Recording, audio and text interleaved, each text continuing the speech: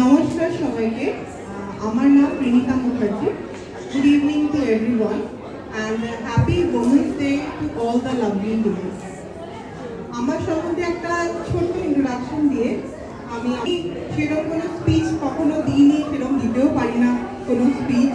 ছোট কিছু কথা বলবো, সাধারণ কথা। আমার একটা বুটিক আছে, আমার বুটিকের নাম পোলকা ডটস। পোলকা ডটস একটা প্যাটার্ন, একটা ডিজাইন, সেটা থেকে আমি আমার বুটিকের নামটা দিয়েছি। আমি আমার কাজটা শুরু করি আজ থেকে 6-7 বছর আগে। সেই সময় আমরা ভুবনেশ্বরে থাকতাম। তো আমি একটা খুব সামান্য পুঁজি নিয়ে, অল্প কিছু টাকা নিয়ে, আমার জমানো টাকা নিয়ে আমি আমার কাজ শুরু করি।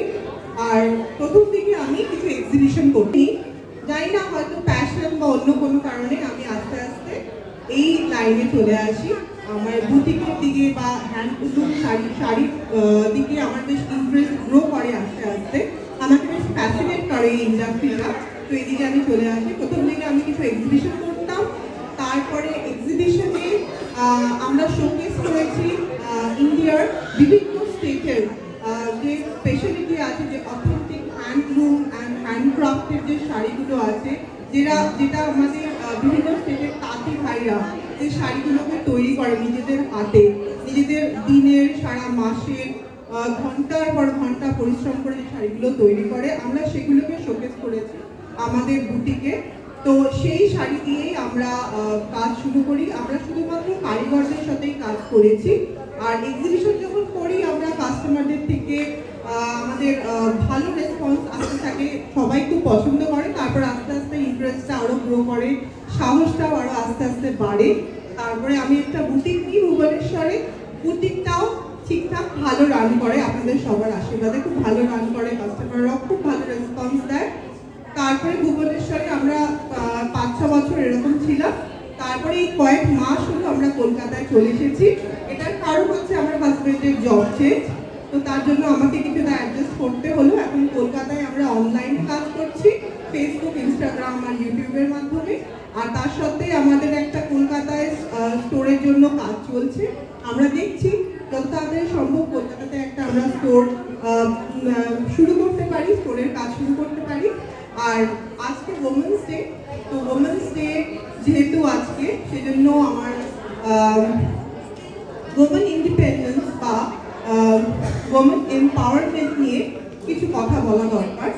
ওমেন এম্পাওয়ারমেন্টের জন্য আমার মনে হয় প্রথমেই যেটা দরকার, যে কন্যা সন্তানদের, ছোট ছোট শিশুদেরকে শুরু থেকেই ভালোভাবে শিক্ষা দিতে হবে। কারণ শিক্ষাটাই হচ্ছে গিয়ে, শিক্ষা যদি একজন কন্যা সন্তান বা যে কোনো শিশু সম্পূর্ণ করতে পারে, আর তার সঙ্গে যদি তাকে সম্পূর্ণভাবে সাহায্য করা হয়, তার স্বাস্থ্য, তার শরীর, সেইগুলোকেও সুন্দর করে তৈরি করার জন্য পুষ্টিকর খাবার তারা পায়, তাহলে যে কোনো শহর, যে কোনো গ্রাম, ইন্ডিয়ার, আমাদের ভারতবর্ষের যে কোনো জায়গায় মেয়েরা একটা ভালো জায়গায় পৌঁছতে পারে।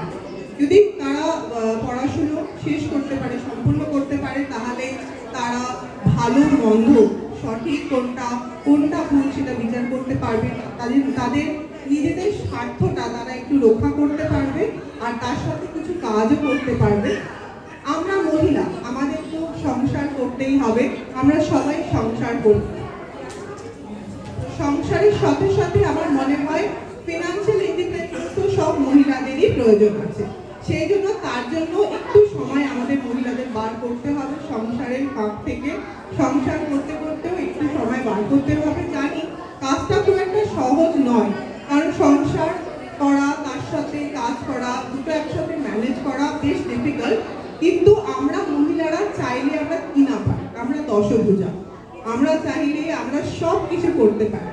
সেই জন্য আমাদেরকে এই কাজটা জারি রাখতে হবে, চালিয়ে যেতে হবে। আগে যেন আরো মহিলা বিভিন্ন রকম কাজে ঢুকতে পারে, সংসার করে, সন্তান, স্বামী, সন্তান, ঘরের সবাইকে সামলে, সবাইকে ভালো রেখে যেন সংসারটাও ভালো করে করতে পারে আর কাজটাও ভালো করে করতে পারে, যাতে তারা সেলফ ডিপেন্ডেন্ট হয়, স্বাবলম্বী হয়, স্বনির্ভর হয়। সেই জন্য আমাদেরকে, আমরা যেইটুকু পারি, আমাদের যেইটুকু ক্ষমতা, তার মধ্যে থেকে আমাদের একটু চেষ্টা করতে হবে, সবাইকে সাহায্যের হাত বাড়িয়ে দিতে হবে।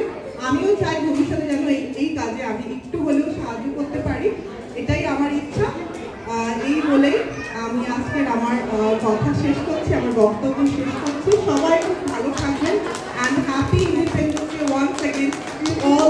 David. Thank you.